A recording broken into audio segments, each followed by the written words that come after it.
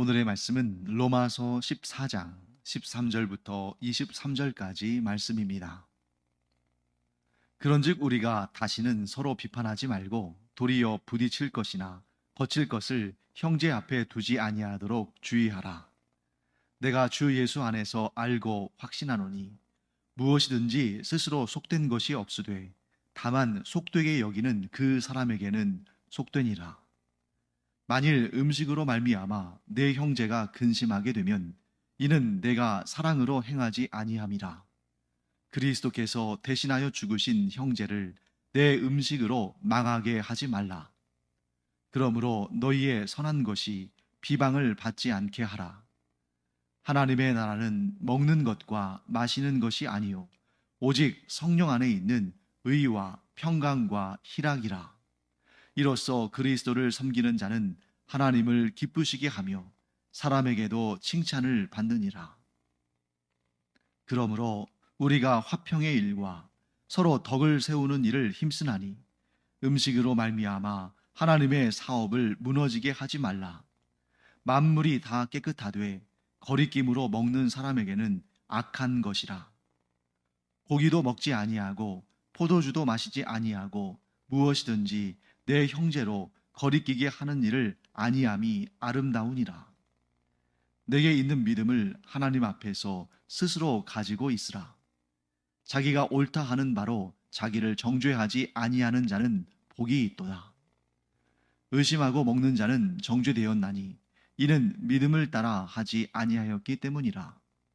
믿음을 따라 하지 아니하는 것은 다 죄니라.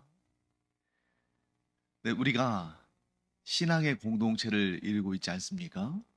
2000년 전에 로마에 있던 교회나 오늘날 우리가 지금 다니고 있는 교회나 또 앞으로도 예수님께서 재림하시는 그날까지 이 교회 공동체가 계속 될 텐데, 이 교회 공동체는 건물이 아니죠. 교회 공동체는 성도들의 모임, 곧 예수 그리스도를 구주로 영접하고 하나님의 구원받은 자녀들이 모인 그런 공동체가 바로 교회 공동체입니다. 그런데 이 교회 공동체에는 다양한 사람들이 있겠지만 두 가지의 범주 안에서 그 많은 사람들이 분류가 되는 것을 보게 됩니다. 하나는 세우는 사람, 교회를 세워가고 또 다른 성도들을 세워주는 그런 세우는 사람이 있는 반면에, 다른 한 부류의 사람들은 넘어뜨리는 사람, 무너뜨리는 사람, 이렇게 둘러 나뉘는 거죠. 한쪽은 세우고 한쪽은 무너뜨린다.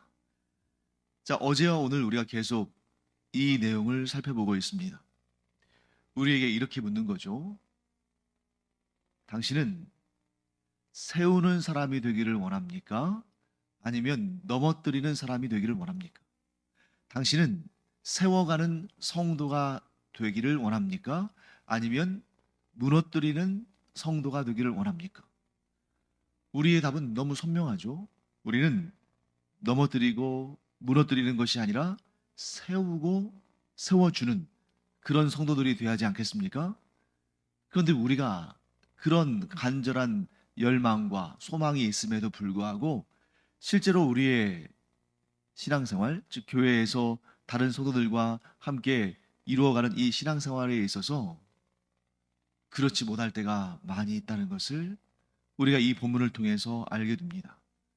그런데 이 교회 안에 있는 성도들이 이 가장 본질적인 것, 곧 예수 그리스도의 복음을 훼손하는 일은 사실 거의 없다고 볼 수 있죠. 물론 아예 없다고는 볼 수 없습니다. 그렇기 때문에 오늘날도 이단, 사이비, 그리스도의 복음을 훼손하고 자기의 이름을 높이고 하나님을 섬기는 것이 아니라 자기 자신을 섬기도록 하는 그런 악한 자들이 분명히 있지만, 대다수의 성도들은 이 복음 안에서는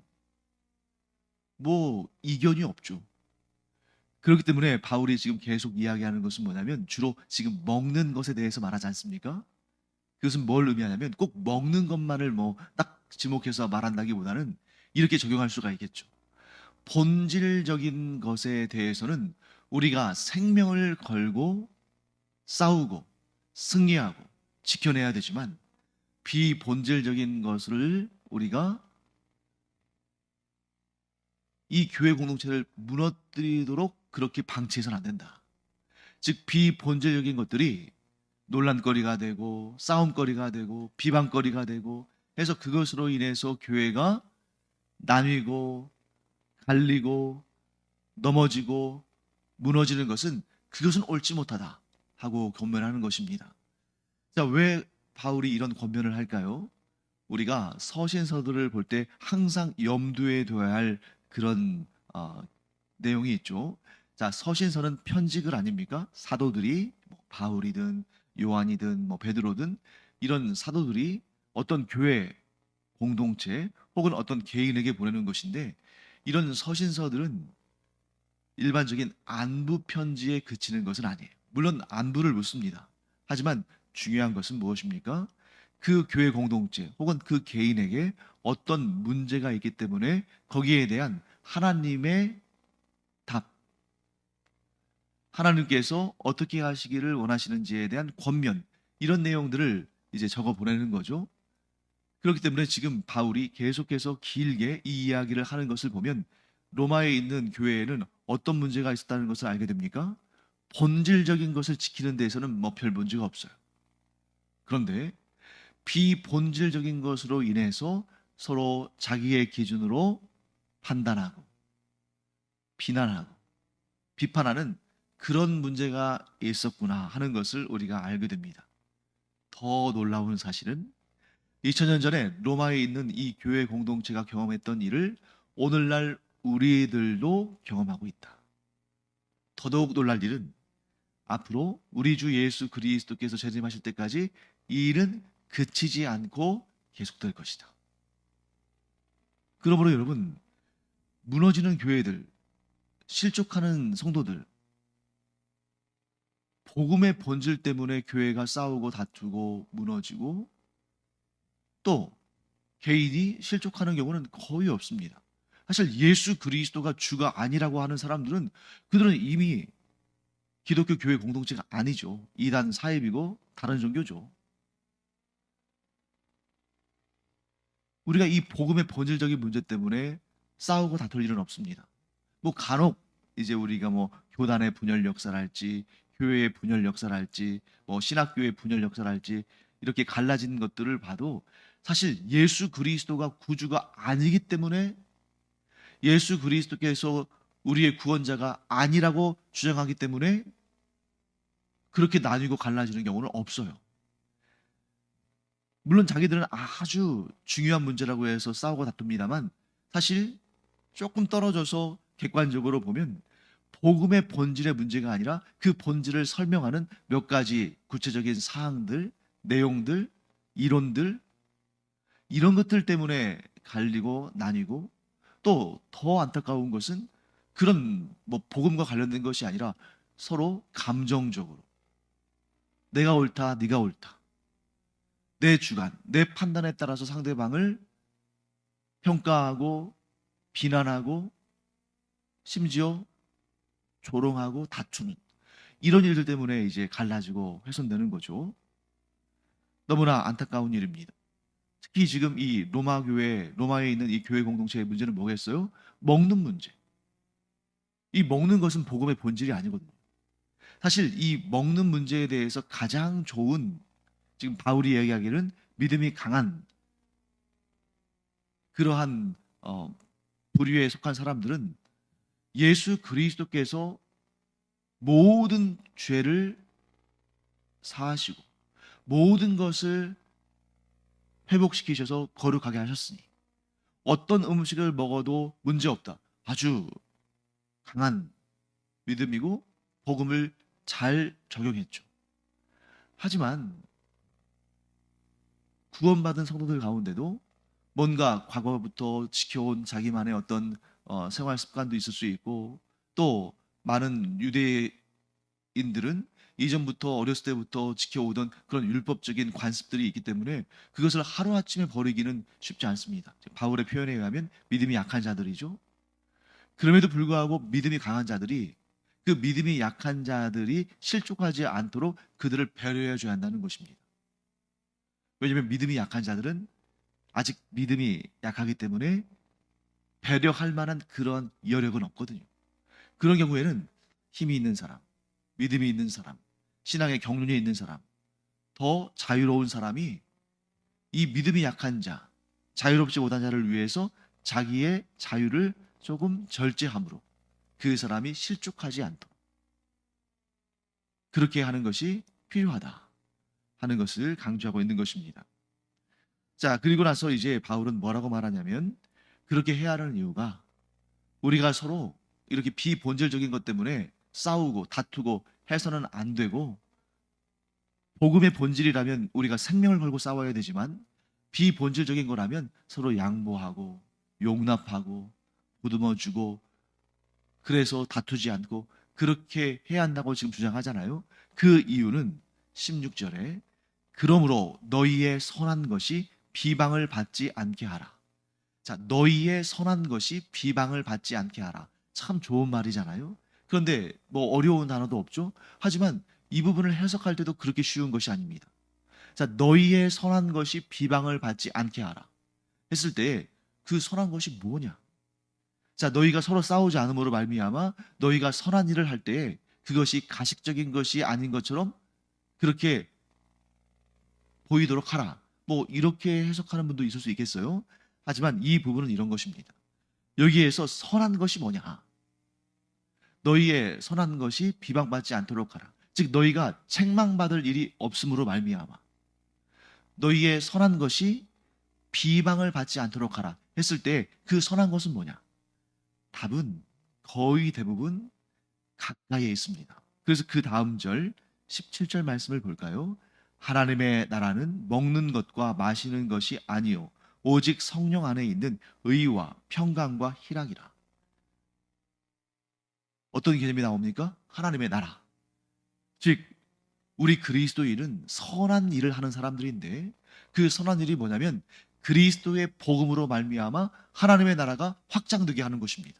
자, 그런데 이런 선한 일을 하는 즉 그리스도의 복음을 믿고 또한 전파하며 자신들도 하나님 나라를 이루고 하나님 나라를 확장해 가는 그런 선한 일을 하는 이 교회 공동체가 그 내부에서 비본질적인 것으로 인해서 싸우고 다투고 원수가 된다면 그 복음을 받아야 되는 대상, 복음 전파의 대상이 되는 세상 사람들이 볼 때 어떻게 했어요? 너무나 당연하게도 야, 자기들이나 잘하라고 해. 저렇게 자기들끼리 싸우고 다투고 분열되고 하는데 무슨 저 사람들이 전하는 게 복음이겠어?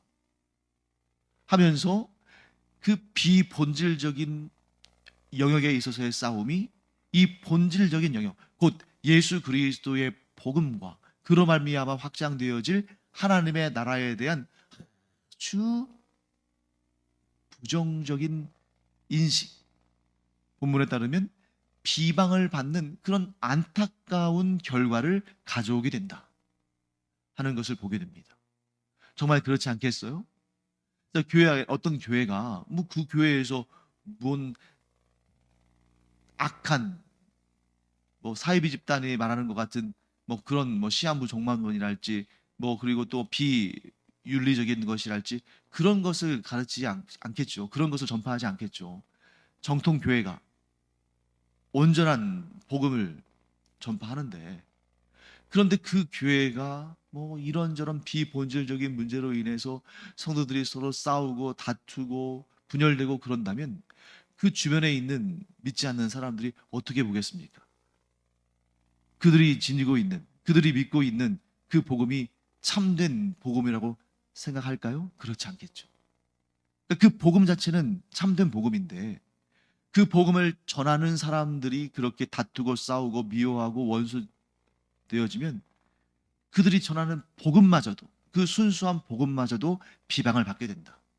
그러므로 너희가 믿음을 굳게 지킬 뿐만 아니라 이 본질적인 복음에 대한 믿음을 굳게 지킬 뿐만 아니라 그 복음을 전파하는 데 거리낌이 없도록 성도들 간에 그런 비본질적인 문제로 인해서 싸우거나 다투지 마라.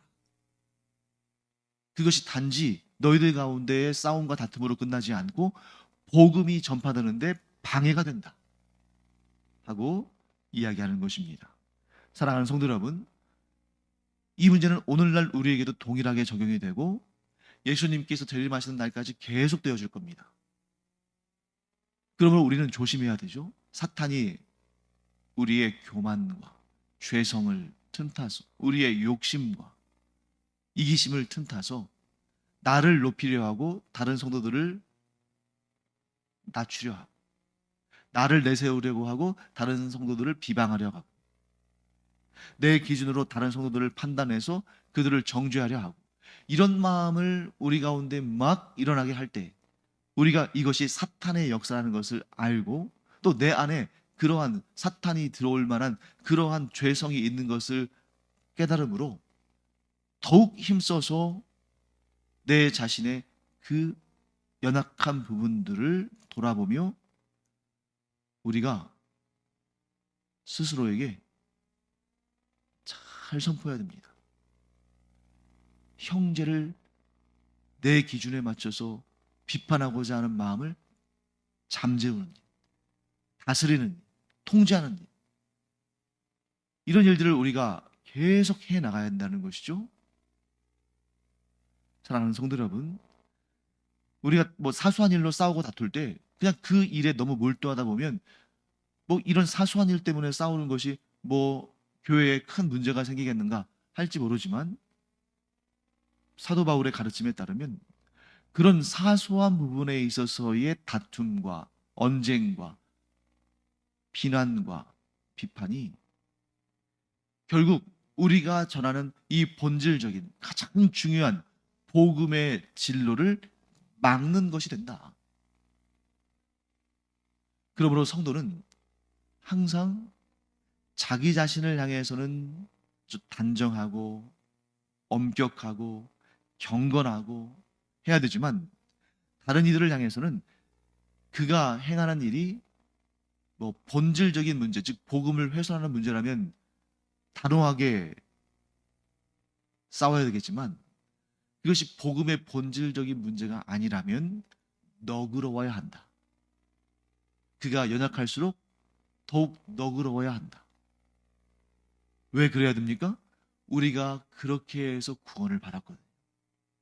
하나님께서 우리가 연약할수록 더 너그럽게 대해 주시고 오래 참으시고 우리의 그 반복되는 죄들에 대해서도 우리 같으면 벌써 회초리를 들고 책망했을 텐데 오래 참아주셨기 때문에 우리가 예수 그리스도를 구주로 영접하고 이렇게 구원받은 하나님의 자녀들이 된 거 아닙니까?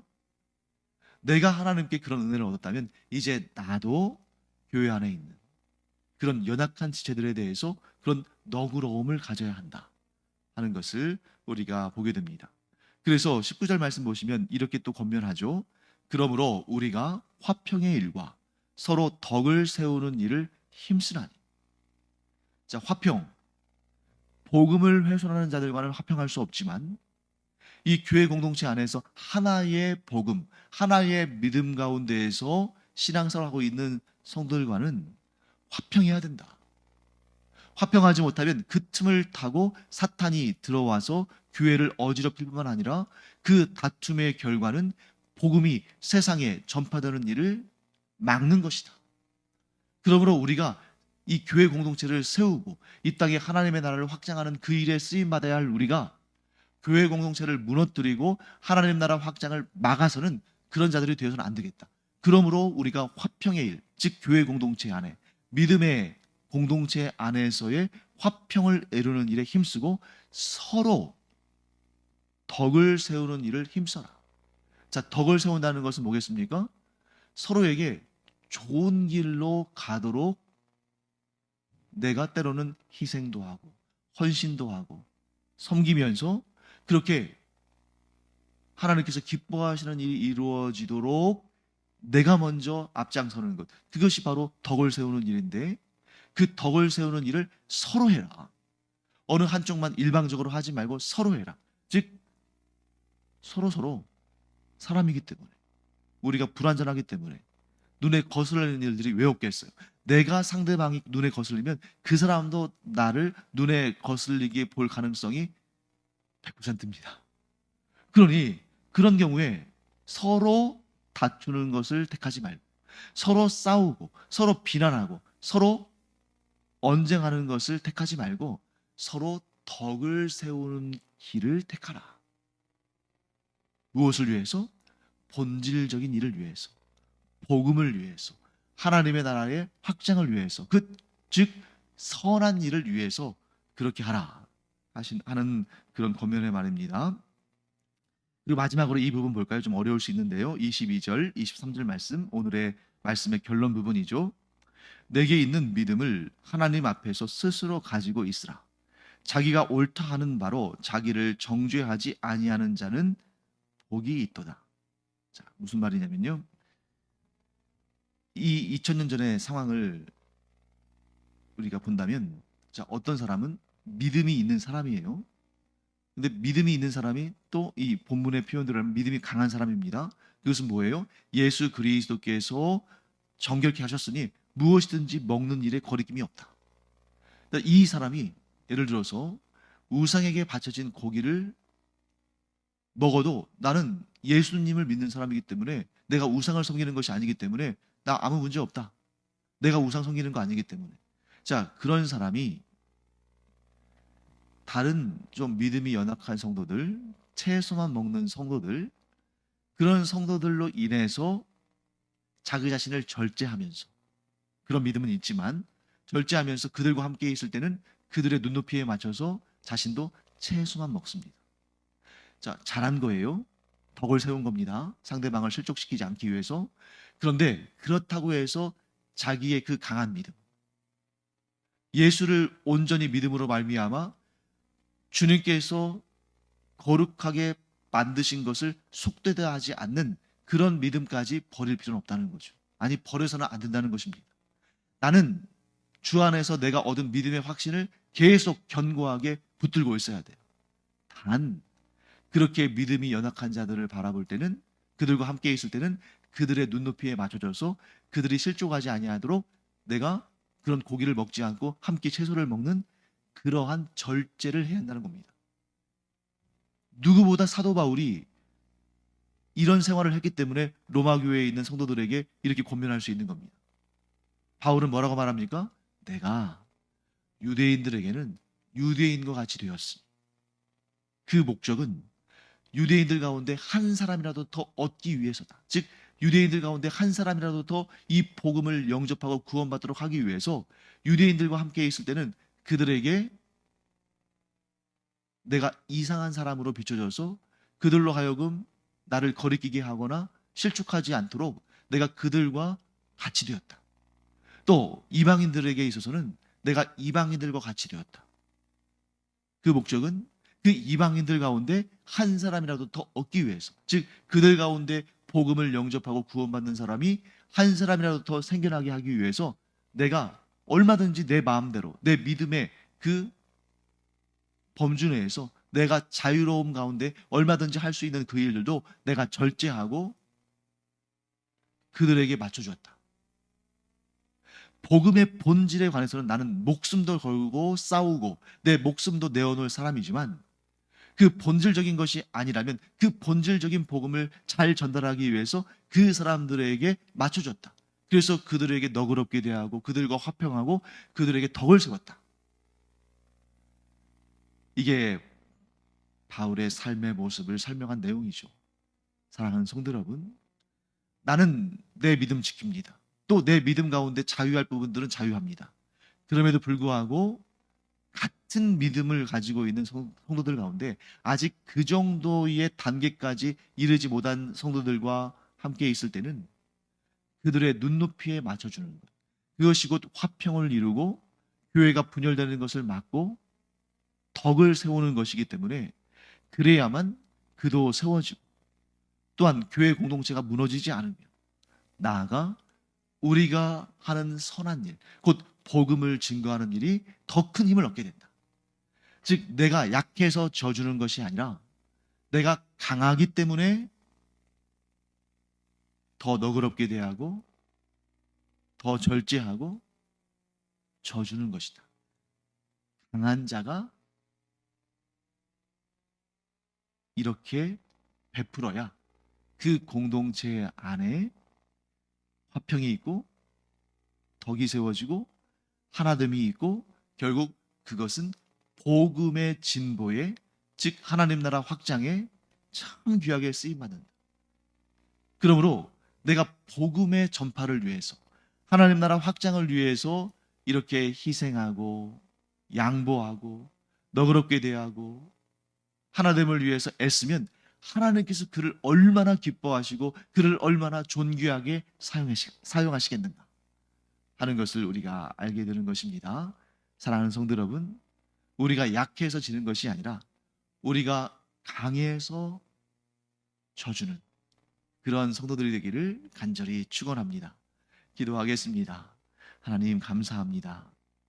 저희들이 교회 공동체 안에서 싸우고 다투지 아니하고 화평하고 서로 덕을 세움으로 말미암아 그로 인해서 교회의 하나됨이 이루어지고 나아가 세상에서도 칭찬받으며 하나님 나라 확장을 위해서 존귀하게 쓰임받게 하여 주시옵소서. 감사드리며 예수님의 이름으로 축복하며 기도합니다. 아멘. 기도하는 시간입니다. 우리가 교회의 하나됨을 위해서 기도하기 바랍니다. 또 이렇게 매일 예배 드리시는 분들은 제가 볼 때는 그래도 상당한 신앙의 경륜을 가지신 분들일 텐데 우리가 교회 안에 있는 좀 연약한 자들을 위해서 때로는 양보하고 져주기도 하고 그들을 세워가면서 하나님 나라 확장을 위해서 우리가 존귀의 쓰임 받기를 축원합니다. 기도하겠습니다.